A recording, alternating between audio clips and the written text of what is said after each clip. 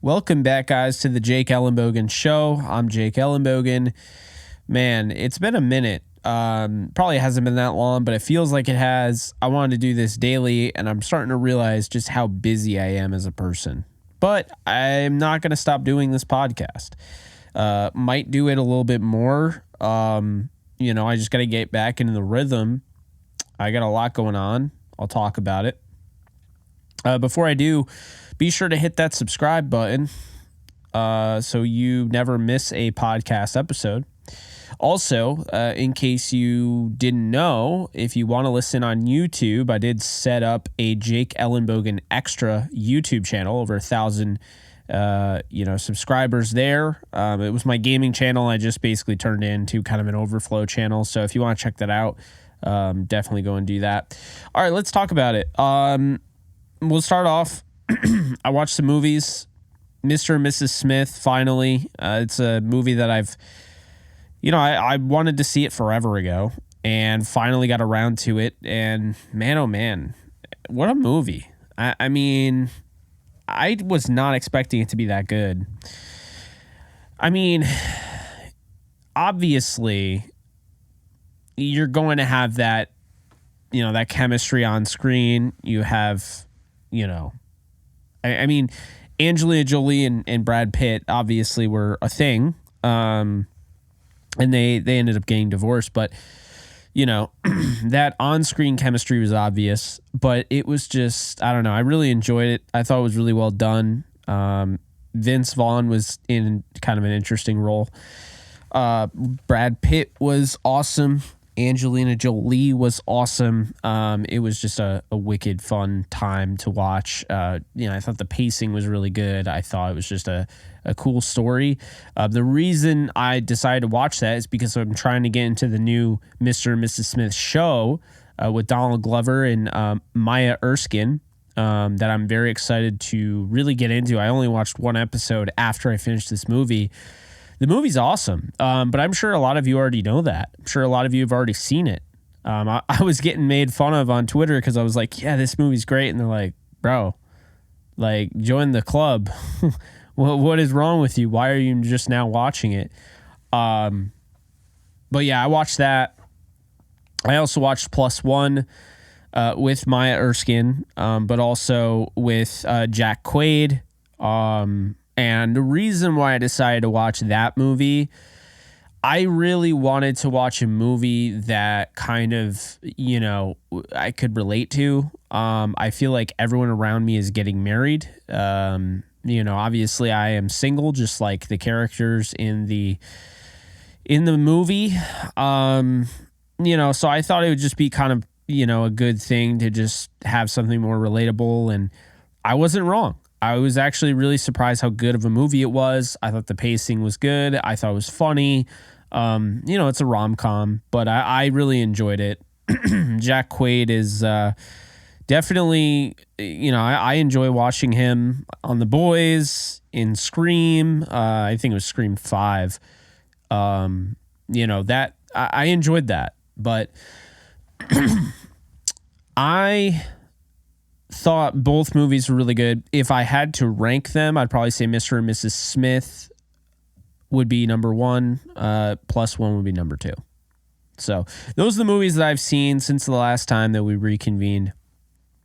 Also, since the last time we reconvened, I feel like I'm a broken record. I've talked about this forever. I want to talk about the first topic. Okay. Court storming again. And I'm not late. I don't care. I understand. I might be late, but I don't care. Court storming is a problem. Okay. I understand a lot of people they went to college and they did it and all that. And so you have some sort of bias towards it. I get that. Court storming is not okay. If you do that in the NFL, the NBA, the NHL, the MLB, you are getting put in cuffs and you are spending the night in jail. Okay. That is trespassing. You are trespassing.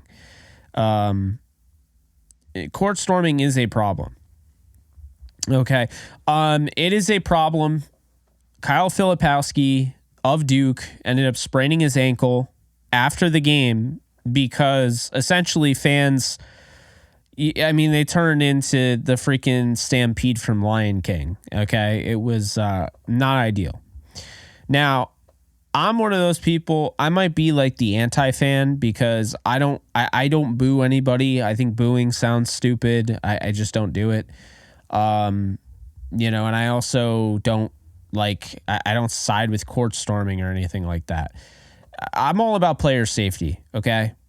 And I'm especially about player safety right after the game they just played.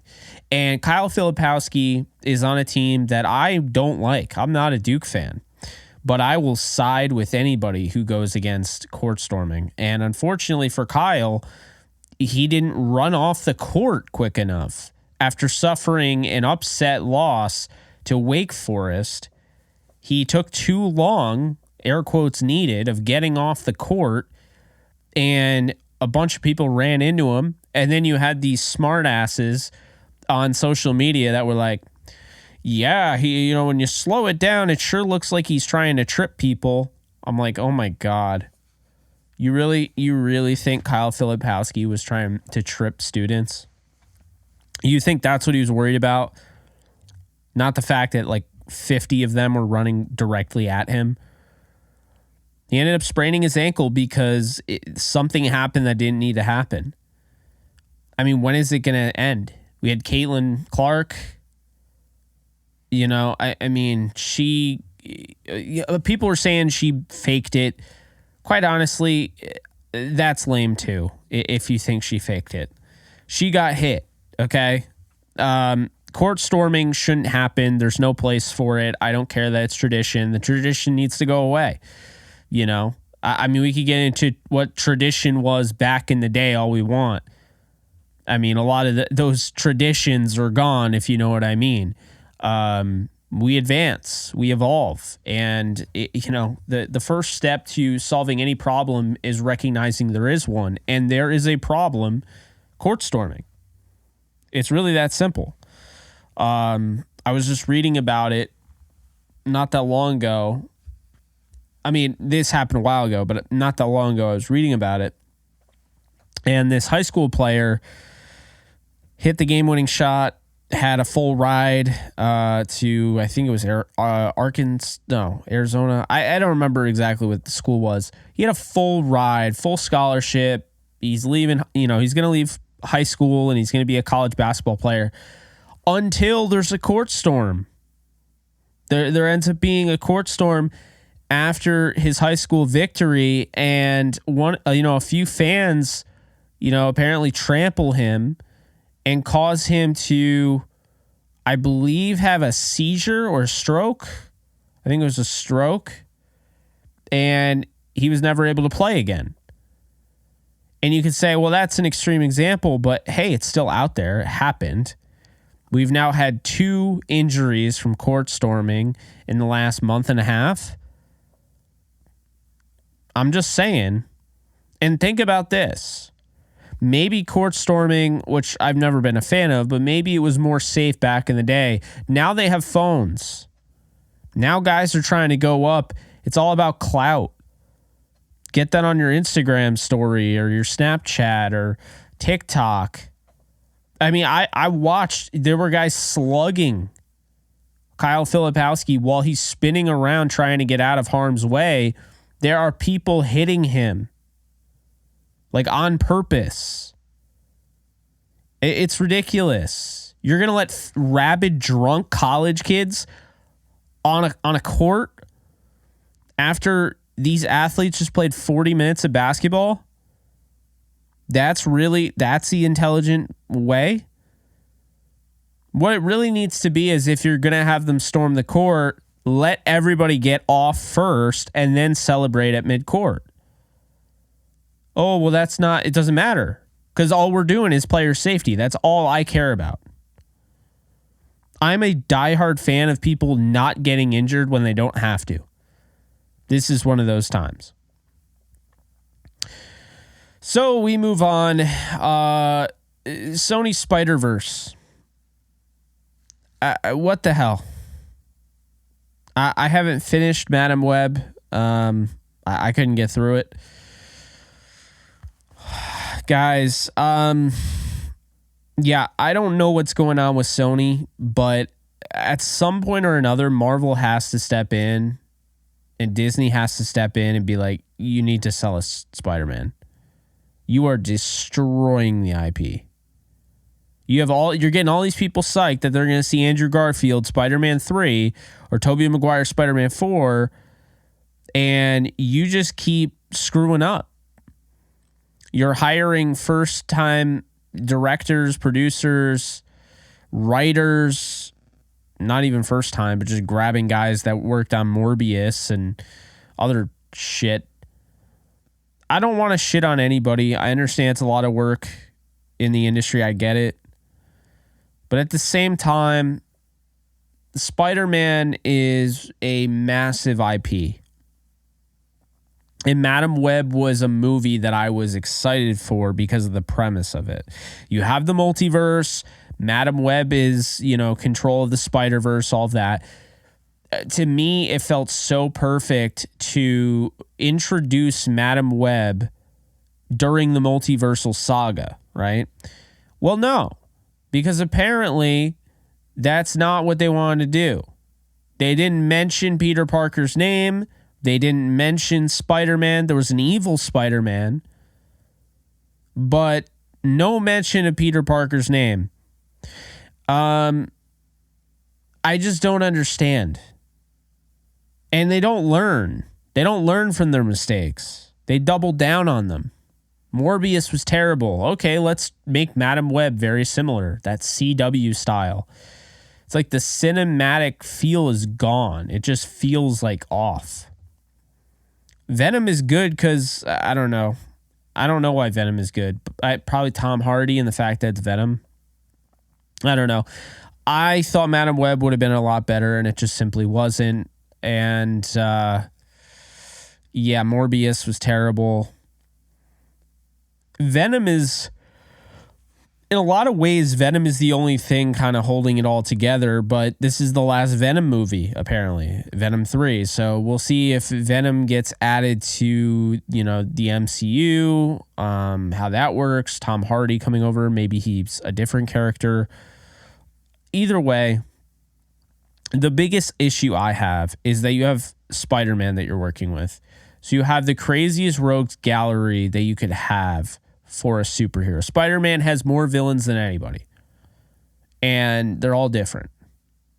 And you're telling me that of all those villains, you came up with a Kraven the Hunter movie that doesn't have Spider-Man in it. You came up with Madam Web that has Ezekiel Sims, who's essentially a low totem pole type of villain. I mean, Sony, what the hell? Fix your shit, man. It's getting bad. It's not getting bad. It is bad. It's bad quality. And people deserve better. You're going to go out there now, it's $20 for a movie? You're going to go out there and spend $20 and then get popcorn and all that shit. You better be doing that for a good movie. And to me, Madam Web is not a good movie. I think it has potential to be a cult classic when people look back and be like, oh, this is kind of funny. But it's not a good movie. It's just not. And I don't know how you fuck up having Dakota Johnson, Sydney Sweeney, and, Isabel Merced. I don't know how the fuck you do that. But they did. I mean, Adam Scott was in it. And they managed to fuck it up. It's so frustrating because Spider-Man is the easiest shit ever. Spider-Man automatically, anything Spider-Man related is going to do well. Spider-Man is the premier character. Now, one thing I will say about Marvel that I don't understand about, the Marvel Studios and everything, seems like they're reluctant to let Spider-Man lead. I keep hearing things about how it'll be Thor or it'll be Doctor Strange or Captain America, and I'm like, what? Just make Spider-Man. But anyway, my point here is that Spider-Man has so many diehard fans. They have fans like me who have a freaking mask on their desk. They have fans who cosplay. They have fans that literally wish that they were Spider-Man. Like, that's all they talk about. I mean, you got these diehard fans. And you have all of this source material. And you're just, like, fucking winging it. And it's like, to me, my issue with the movie is, and just in general with Sony Entertainment Studios, is that when you look at what they're doing, it doesn't feel like they care. It feels like they got told, hey, this might bomb. It probably will bomb, but you're still going to be in the green with how much money you're going to make. And it's like, shit just bothers me, man. We need some love shown. This is a, can't beat it, top-notch IP. Spider-Man is one of the biggest IPs in the history of the world. And the fact that they can't, I mean, Madam Web has such bad reviews, but it has such bad box office numbers. It's just, now I get why Dakota Johnson fired her agent, because she was supposed to be in that. All right. I could only talk about that for so long before I get nauseous. Golf journey. I've had people ask me, hey, how's your golf journey doing? I don't know. The last time we talked, I don't know if I talked about my new clubs. Obviously, I'm rolling with the Cobra Aerojet, my irons. I got a nice Callaway 54 degree wedge, which is great. Love it. Callaway CB, I believe. I got an Odyssey putter, 2-ball. The AI1 is fantastic. I'm not fantastic at putting, but I love the thing. I need more like weight, on my putter. That's just how I feel. I know everyone's different, but I want it to be more weighted at the bottom. Allows me to have more of a stabilized, stroke essentially. Then I got a bunch of woods. So I got the 3-wood, the 5-wood, and the 4 hybrid for the TaylorMade Sim 2 Max. Wow. Incredible club. Set of clubs, excuse me.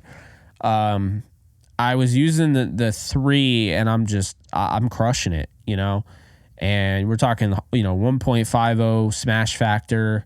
Just, it's working out well. So I'm really glad I did that. For those of you who don't know, I am going on vacation to Florida mid-March. So really excited to play golf on an actual course. Although I'll be doing that for the first time this Sunday. I'll try to get video and post it on my Overflow channel.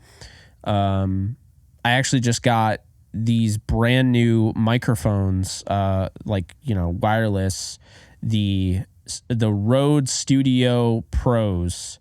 The Rode Wireless Pros, and they are so nice. I might even record podcasts with it.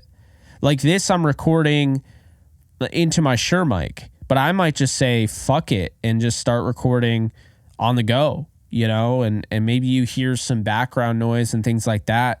Water, scenery, all of that. Maybe we do that in Florida, give you a little bit of an idea of what's going on. I think that'd be kind of cool. But I also want to record my golf journey. I don't know how well I'll be able to do that. I know it's a lot of work. I know my dad's bringing the GoPro, so maybe we get the time code going with the, the wireless microphones and figure that out. But yeah, I'm really excited. Golf has been huge. My mood has been different.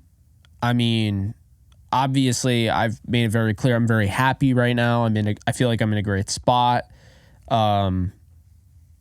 Just really positive and living my best life. I still live with my folks, but we'll get into that shortly.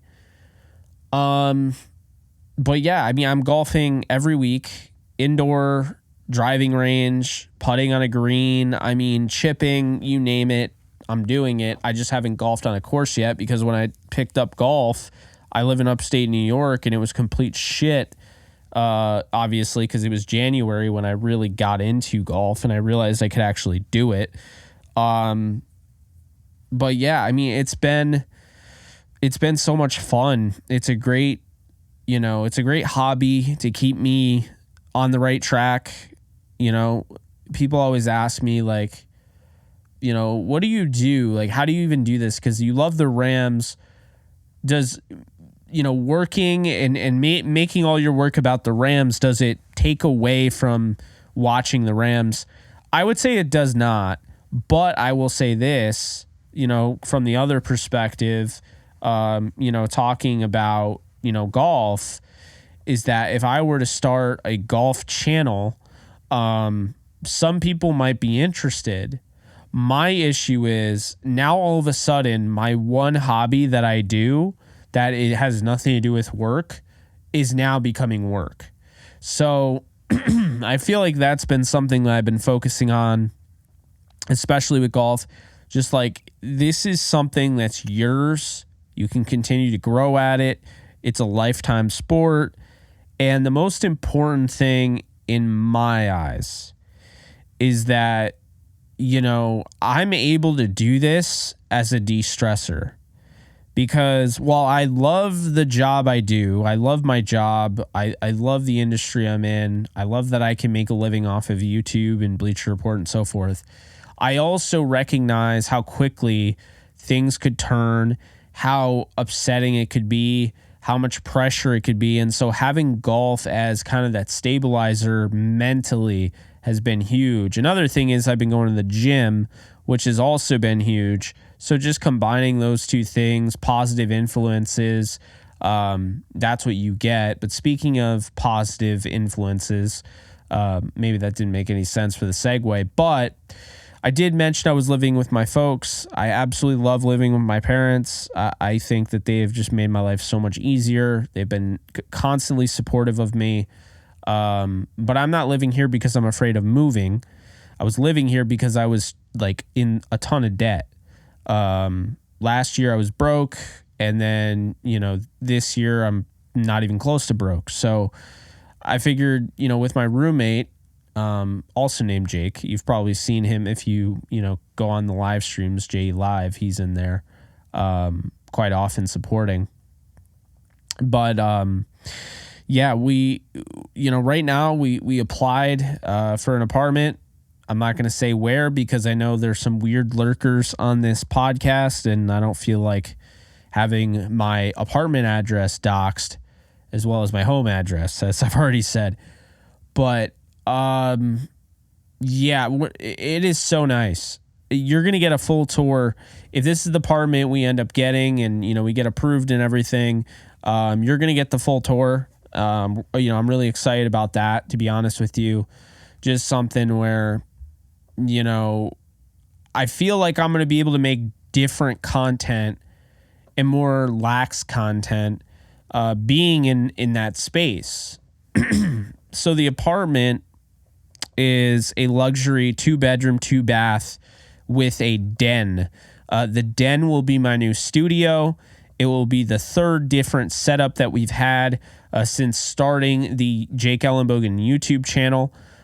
So third different content creator setup. I have no idea what it's going to look like. People keep asking me. I know that there are rules about, putting nails into, the walls, and yeah, I could use like stickies and stuff like that, and we'll see what ends up happening. But, because I don't know for sure if I can put anything into the walls, which I don't think I can, we're going to try some entertainment center looks, maybe hanging a jersey in the background, something like that, and try to mix it up. I'm going to have my father help me out because, he loves that stuff. He loves designing sets and whatnot. So I'm sure that's probably what will happen. But yeah, no word as of yet, first off, about whether or not we got the apartment. I will let you know.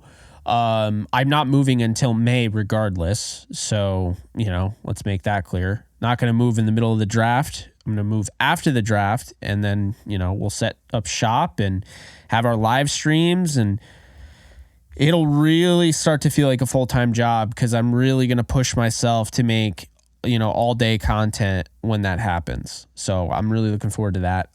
Maybe a daily, live stream or something when I wake up in the morning, something like that. I don't know, something to be, just different, interesting, keep you on your toes, all that.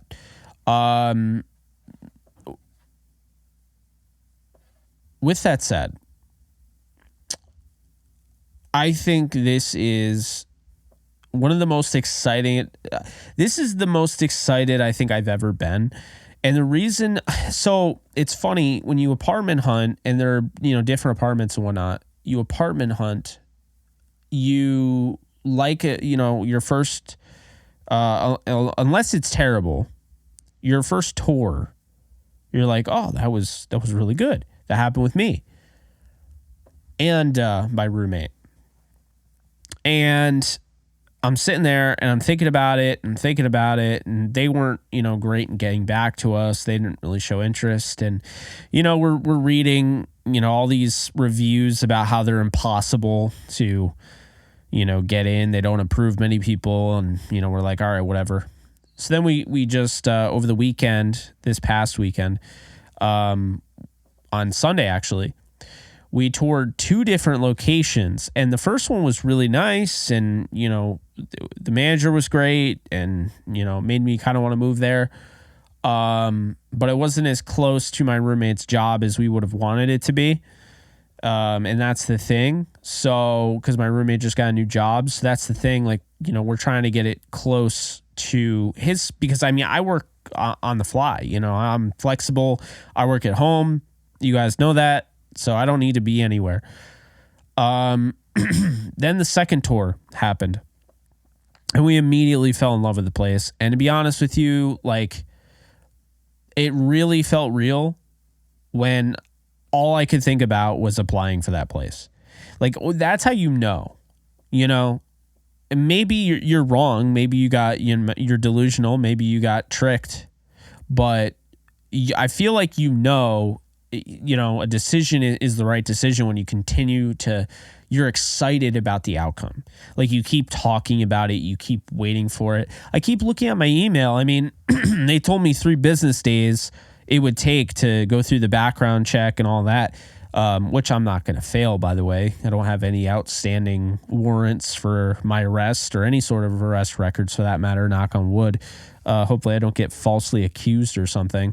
If I do, just come back here and now you have evidence that I was falsely accused, because I, wouldn't hurt a fly. But all jokes aside, it's one of those things, though, where even though they flat out told me, and they told my roommate that, like, 3 business days, I'm sitting there refreshing Gmail. You know how it goes, and it's funny, but being excited about something is not a crime, and it's a great thing. And, I'm really excited about my golf journey. I'm really excited about my career. Our numbers are so much better than last year at this point. So it's night and day, and that's a great thing to see. And I'm so excited about the apartment because, I do think we're going to get this. I think it is meant to be. And I think the idea of having a den, like a separate room sectioned off for the office, is just, honestly, it's a blessing. So that is great. And I'm looking forward to it. And guys, I'll be honest with you, full disclosure, I've had a hard time, getting back out there and dating. And the reason I say that is, like, I've had relationships before. I've been intimate with other women before. It's not anything new for me. But the thing with me is that I focus so much on my career, and, I made these sacrifices. And since I was living with my folks, I also really didn't feel like, I had the confidence to strike up another relationship after, I probably told you guys already, the last girl that I dated, how she bailed on me. 'Cause ironically enough, I told her I was quitting my day job and I was going to do what I'm doing now for a living. And she called me a loser and a bum and basically laughed at it. And, that was that. So, I kind of took a break from it all, and I think at some point, I'd really like to get back into it, but I think it's going to have to be, in May when I'm living in my own place. Then, I'm not going to push it, but I'll be in position to go out, have a little bit more confidence, because it's different. You bring a girl back to your parents' house, whereas you bring a girl back to your, luxury apartment. There's obviously a little bit, there's a different thing there. So that is something I'm very much looking forward to. I know some people are probably like, wow, you got a little vulnerable there. Yeah, I'm going to be vulnerable on this show. I don't care. If I'm putting it out there, then I'm okay with saying it. I just really, the only stipulation in this thing is I'm not going to really fuck around with politics, because I just don't. I feel like unless you want a career in politics, you should just really never talk about it, because it just, there's no way people are going to unify. Everyone is going to agree with your take. And so to me, if you guys know me, I don't think it really truly matters. I think that both sides suck. I don't think we have great representatives. I don't think we have a great government. So I just leave it at that. I'm not taking sides. I just, let you guys know that's really the only thing I won't really talk about on here.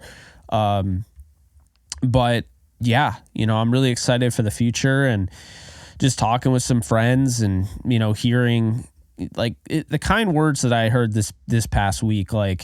Man, I'm just so happy if any one of my friends was going to make it. I'm just glad it's you. And look, I don't know if I've made it yet, but the signs are there that we're about to have a fucking epic year, revenue-wise, growth-wise. I mean, I would share it with you, but I don't really like sharing the whole money and everything. It kind of turns people off, rubs people the wrong way. I do like being fully transparent, but I think with the money, it's a little different. Because I don't know, people are old school. They don't like that being talked about. Totally get it. But let's just know that I'm doing well. And it's thanks to you guys. It's thanks to the people that are listening now. It's thanks to the people that listen tomorrow, the people that listened yesterday.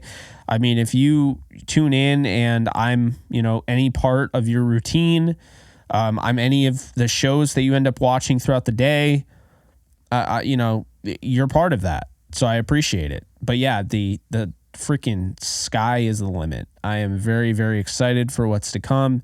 There's a lot of exciting and fun things upcoming, and I just can't wait. Speaking of which, some potential exciting fun thing coming up. Justin Fields to the Falcons? ? Let me first start off by saying the Bears, if they trade Justin Fields, are making a colossal mistake. I understand Caleb Williams will probably end up being really good, okay? And there's a chance he's going to be better than Justin Fields. But Justin Fields is the modern day Michael Vick, okay?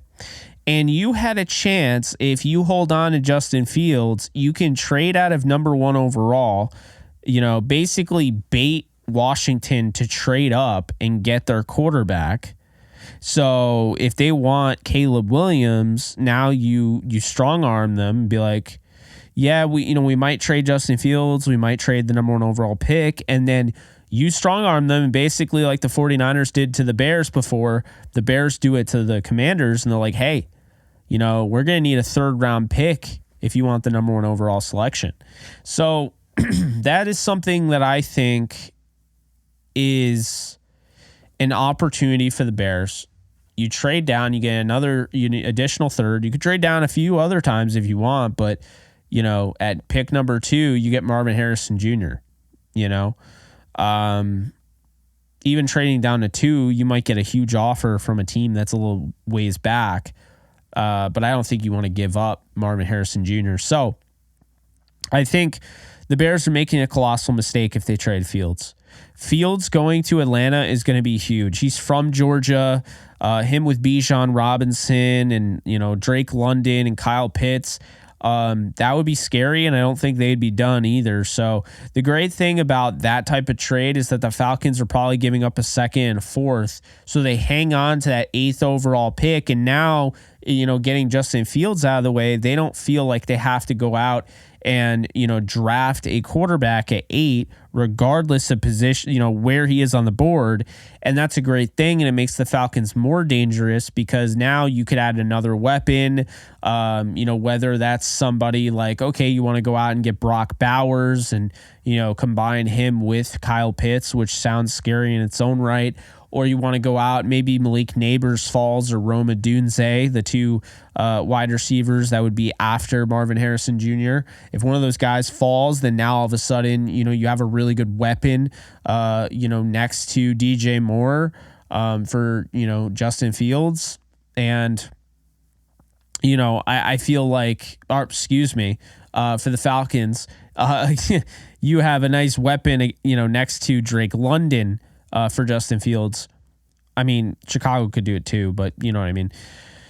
But I don't like this approach. I have a feeling the Bears are going to screw this up. And I think the Falcons are going to be a problem next year. I thought they'd be a problem before this. If they went out and got Jaden Daniels, I thought they'd be a problem. They are going to be a problem. I have no doubt about it. I really trust Raheem Morris. I think this is going to be a fun year for them. So, I'm excited for them. And I also think Washington's a bit of a sleeper too.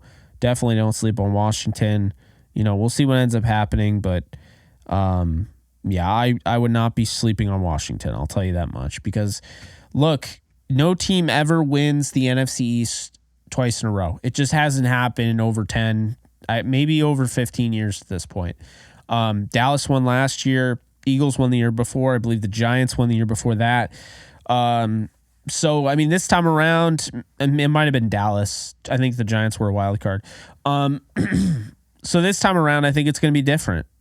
Technically, based on the pattern, the Eagles would still have a shot. I don't love the Eagles. I'm not convinced that, Sirianni's going to be okay here, and that they're not going to have any sort of repercussions for the way, that culture was. I'm not convinced. So, I could see Washington. But back to Justin Fields, it would be an A+ pickup for the Falcons as long as they don't give up their first-round pick. And for the Bears, I think this would be a massive mistake. You don't take Caleb Williams, you keep Justin Fields, you draft Marvin Harrison Jr. next to DJ Moore, you have Cole Kmet.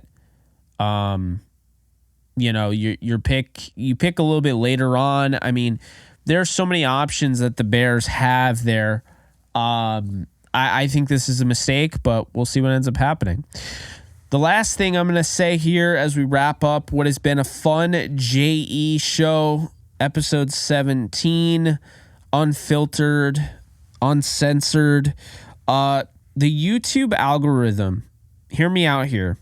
I'm a big fan of YouTube. As you guys know, I wouldn't be able to do what I do without him. So let me just first start off by saying that. The second thing I'm going to say is that the YouTube algorithm is so bad right now that if you've ever seen the channel with Chelsea Rebecca and James A. Janice, they do the kill counts. They're a big horror channel. It's called Dead Meat. I've talked about them before. If you've ever seen that channel, they have over 6 million subs on their channel. Right. So they have a bunch of, shows. They're a network, whatever. They have their different shows. They have They Talk, which is kind of cool. Zoran, who's I think their producer, their writer, one of them. He makes videos about masked horror, icons, but he narrates what they would be saying in kind of a comedic way. So I thought that was kind of cool. I don't know if it's for me, but I give him a lot of credit for that. They also have the podcast, the Dead Meat podcast. They have a bunch of other things, right? Well, I noticed something, and it was after James noticed it. So James A. Janice on the Dead Meat channel comes out with a new video. It's probably the newest one on the channel right now. It came out yesterday. And he comes out with this new video, and he's like, hey, look, I don't think we are getting the same, recommendations. I don't think the algorithm, there's something going on. The algorithm is screwing with us. And I thought about it, and I'm like, now that you mention it, I never see Dead Meat on my recommended. And I love horror movies. So what gives? And, he goes on to say how the kill counts, which if you don't know what that is, they're essentially taking a movie. They're promotional material, essentially. They take a movie and then they count the kills, but they also have like really good like background analysis based on like how they filmed the movie, fun facts about the movie, who was in the cast and the crew and all that. And, they also kind of review like the deaths, because like the thing about horror movies, guys, is that it's fake and it's an art. Like if you watch horror movies, you're probably a fan of like the hair and makeup, things that they do. And like the type of makeup that they use, these artists and the practical effects team, because practical over CGI all day, it's just so amazing. You're like, how the hell did they create that? Well, that's the thing, is that, kill counts will have, like, he'll go over that and everything. But the point I'm making here is that kill counts are taking the kills, counting them up in all the horror movies that they review, essentially. So those do better than anything on the channel. The podcast doesn't do as well at all. Zoran's They Talk series doesn't do as well. They have some other series as well on the channel. So what am I getting at here? I'm getting at the fact the reason why Dead Meat is not showing up in my recommended and other people's recommended is because the YouTube algorithm is punishing them. And they're punishing them despite staying in their niche. They're punishing them because they have like 1 million views on a kill count, and they only have 100,000 or 200,000 views on the podcast, and maybe 50,000 on They Talk. So James literally came out today and said they have to make a second channel for all the content that is not kill counts. What the fuck? How did we get here? How did we get here, YouTube? See, I love YouTube. I owe a lot to YouTube. At the same time, I don't understand YouTube. I know it very well, but I don't understand their algorithm. I know the algorithm. I don't understand why they think that's a good idea. They're so focused on user, curation, that what they don't realize is that they are absolutely fleecing your channel. They are essentially shadow banning you if you get 28,000 views on a Rams video and it's, a different style, maybe it's film breakdown, and then you do an interview and that gets you 1 million or 1,000 views, right? So the 28,000 film breakdown versus the 1,000 view interview video, now your algorithm is going to be affected negatively because not a lot of people watched the interview video. And I'm actually seeing that again because my channel is still, like I said, it's growing. We're doing great. But I saw that the numbers went down, and I think they went down because, again, we do the interviews for Downtown Rams, and they're not as popular as like a solo Rams video, and so, that's the thing there. So my isolated videos now are somewhat losing views. Not a ton, but I'm starting to see it. And it just raises the question, if YouTube wants you to make content, why are they so fucking like pesty about, how you make it? And again, you have people like Mr. Beast who, I'm a fan of course. But you have people like him saying, well, the algorithm isn't really an algorithm. It's just, if people like your stuff, then that's the algorithm. It's not really anything special. It just means that people like what you're putting out. My issue with that is that you can't even try anything on YouTube. So what ends up happening is that it's so curated that you lose interest, essentially, right? You lose interest. You're like, you know what? I don't know if I want to keep doing this because I'm not getting, I'm not making good money off this. The views aren't great. I love the project, but YouTube is pushing me away from doing it. That is what happens. That's what we're seeing around YouTube. So I would love to see them repair that. To me, that is a red flag. That dead meat, is literally having to make a second channel because the still same content in their niche is not generating enough views as the other views on the channel. So instead of recommended showing the higher viewed videos of dead meat, they're not showing them at all. It's bullshit. But those are my thoughts. Hope you guys enjoyed. We talked about Mr. and Mrs. Smith +1, so 2 film reviews, really quick, of course. Kyle Filipowski and Duke spraining his ankle in the court storming. We talked about the Sony Spider-Verse and how it needs to stop. We talked about my golf journey, my apartment hunting journey, Justin Fields to the Falcons, and the YouTube algorithm. I think it's been a fun episode. I'm glad I'm back behind the mic. So I appreciate you guys. I will see you guys in the next one. You guys take care, and we'll see you soon. Later, folks.